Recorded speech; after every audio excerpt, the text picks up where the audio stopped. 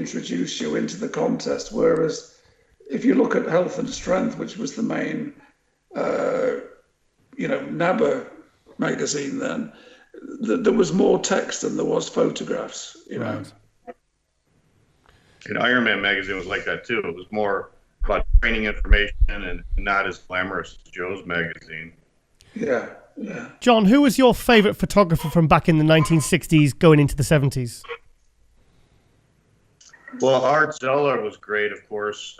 He shot all the gym shots. Yeah. And without Art, we wouldn't have had those fantastic, really like real training photos. He would just come into the gym with his camera and they wouldn't even know he was there. And he was just shooting these guys when they were training. But then you had Jimmy Caruso, who was at the competitions. And Jimmy took some great photos also. And he also took a lot of great studio shots with Joe probably supervising. So both of those guys were legendary photographers. Yeah, definitely. Yeah, Jimmy Caruso. So there was classic shots of, Arnold, Frank Zane, Franco Colombo, Rick Wade, all in the trunks lined up backstage with Joe. I mean, they are classic. Artie Zeller, I mean, like John says, I mean, he worked at the post office. He used to go in before he started work, capture the guys. But the great thing was the lighting in goals was absolutely phenomenal. It had a big skylight. Mm-hmm. It was almost a perfect storm that you had this tremendous lighting, these tremendous bodybuilders, and this really committed photographer who came to capture it. And those shots still, in many ways inspire me more than shots I've seen since, really do. Yeah. What was your favorite front cover from the mid to late 1960s? From any magazine, one of my favorites was Mike Mensler as Hercules, with the sheepskin thing on the pillar. That was really classic. That was tremendous. That's one you've just asked me out of the blue, and I remembered it like that. Yeah. Yeah. John? Robbie Robinson was another one. Some of the close-ups of him, just a single bicep were phenomenal.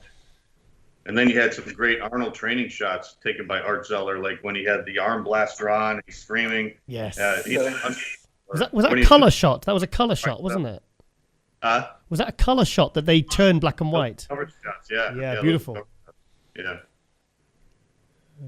And then he did another one where he was doing a single tricep extension. But, you just see Arnold training, at his all-out intensity, and those were great shots.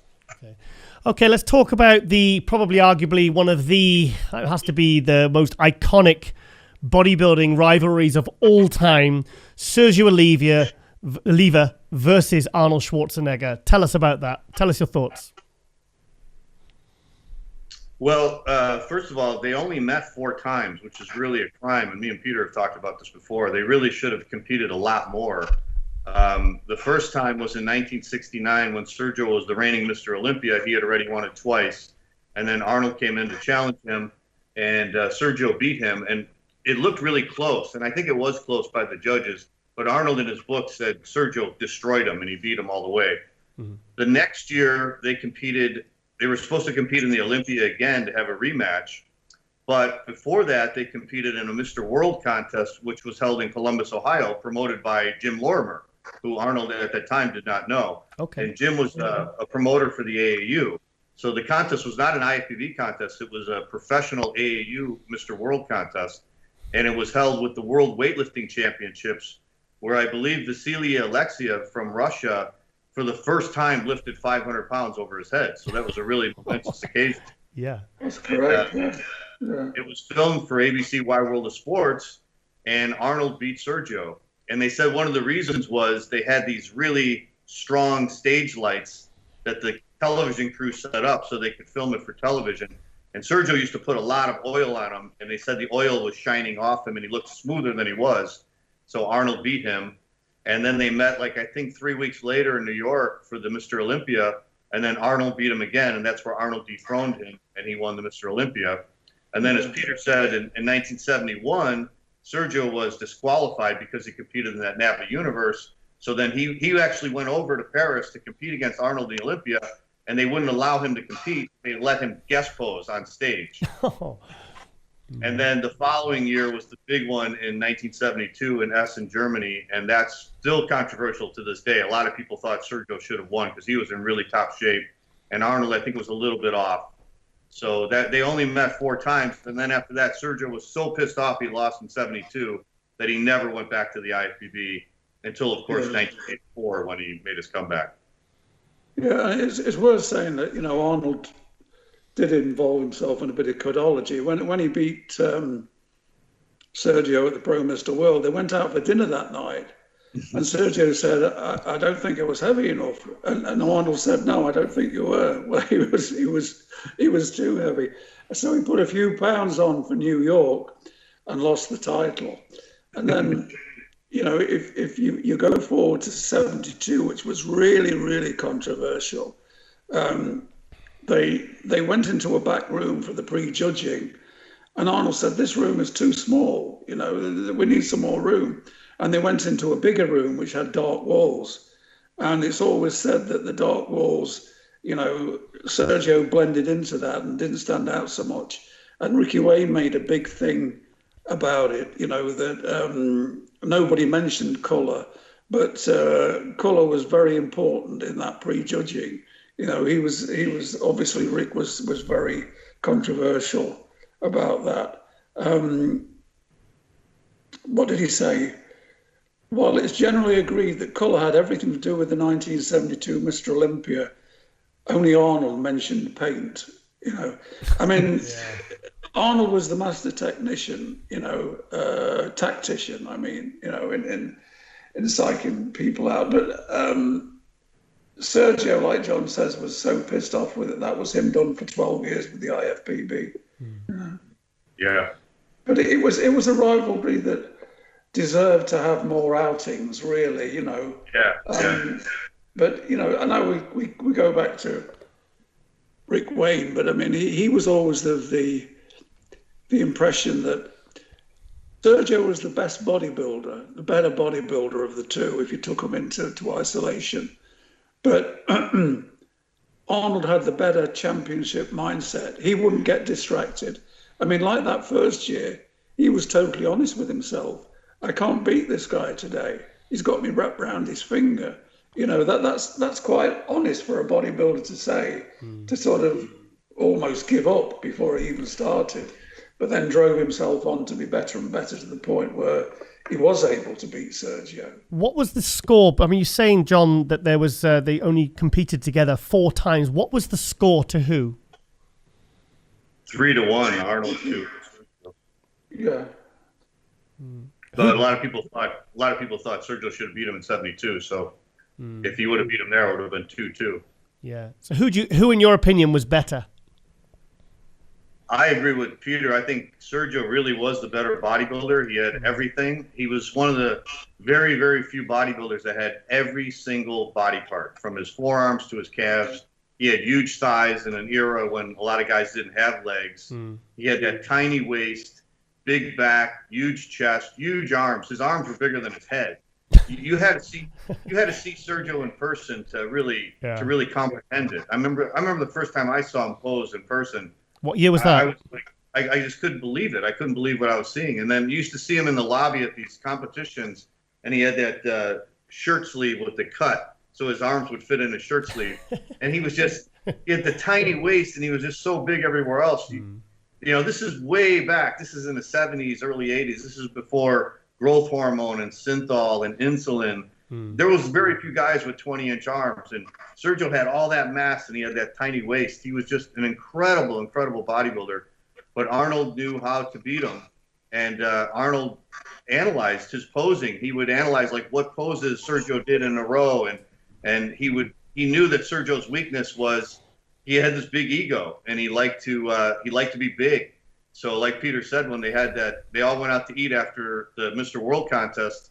And Sergio said, I can't believe you beat me. And Arnold told him, if you would have been a little bit bigger, Sergio, I never would have beat you. And that fed right into Sergio's ego. And he went out and he ate for a couple more weeks. And by the time they showed up in New York, you know, Arnold beat him. So Arnold knew how to trick him, I guess, or play to his weaknesses. Yeah, the thing with Sergio was, I mean, his muscles were absolutely massive, and that was compounded by the size of his joints and the size of his head. Let's be honest, Yeah, yeah. His bone structure, accentuated the size of him. And I mean, I have very personal memories of Sergio from 1971 at the Universe when Bill Pearl beat him. And I've rarely told this story before. So you have an exclusive, Mr. Thomas, for what it's worth. He lost the contest, and me and a couple of friends, John Courtney and Les Wright, we followed Sergio out to a London cab, and he's sitting in the back of the cab waiting for his entourage to arrive. And he was really pissed, He was complaining. And Les said, "What's the matter, Sergio? Can't you take a licking?" And he said, "I got beaten by a fat pig, a fat pig." And he was really vitriolic about the whole thing, And then his entourage came and they whisked him away. And Wag Bennett, who was a sort of a doyen of British bodybuilding at the time, and his wife Diane, they were outside when he scooted off. And Wag was saying that Bill Pearl was a deserved winner, and that if he had a son like Sergio, he said this, "If I had a son like Sergio, I'd shoot him." And I said, "Maybe you'd think of shooting Diane first." So later that night, Wag was arranging seminar tours for Sergio, so it all sort of hit the wash. But I do remember Sergio being absolutely vitriolic about that. But like John said, he had this appearance, the short sleeves, the little pork pie hat, as we call it, the high-waisted trousers up to here. Yeah. I mean, he just looked like something from outer space, and the size of his arms just hanging there, Giles, I was competing in Chicago when I was a teenager, and I was in the 1980 Central USA contest, and Sergio used to show up at these shows and just watch them and maybe hand out trophies.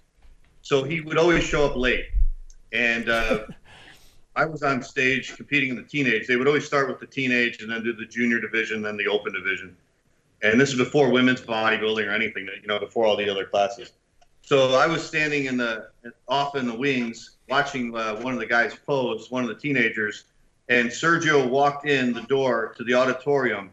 The whole place turned around and looked and said, "There's Sergio, there's Sergio." The whole place was looking at Sergio as he walked down the aisle, and he was just waving to everybody like the king walking down the aisle. And everybody started clapping. And the poor guy on stage, they weren't even looking at him. But I mean, where would you ever? It's like a movie. If a movie star walked into an auditorium, I don't think he got that kind of reception.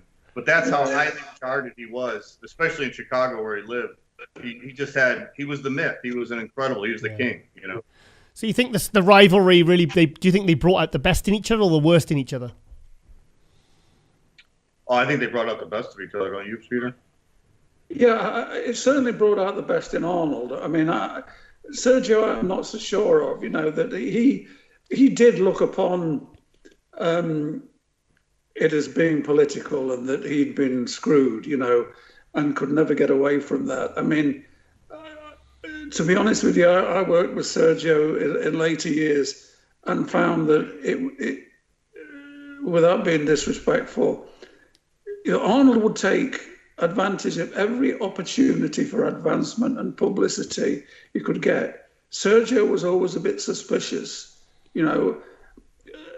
He brought out a book like 94 and his manager got me to do a review and then interview Sergio. Sergio didn't really want to talk about it. He didn't want to promote his own book. I had to keep calling him and then he wasn't there. And then, he'd say, nobody wants to talk about that. Arnold was the ace promoter, showman. That's what made him a great movie star. He wasn't a Robert De Niro hiding away. If he was on a film, he was doing a 20-city tour to tell you all about the film. He loved being in front of that crowd and promoting himself and whatever he was doing. Sergio never had that same drive and was always a bit suspicious that people were taking advantage of him. Would you say it's the greatest bodybuilding rivalry of all time? I would say right up there. Yeah, I mean, because you had two genetic giants competing in the same era, and they were both very similar in a way. They had big egos.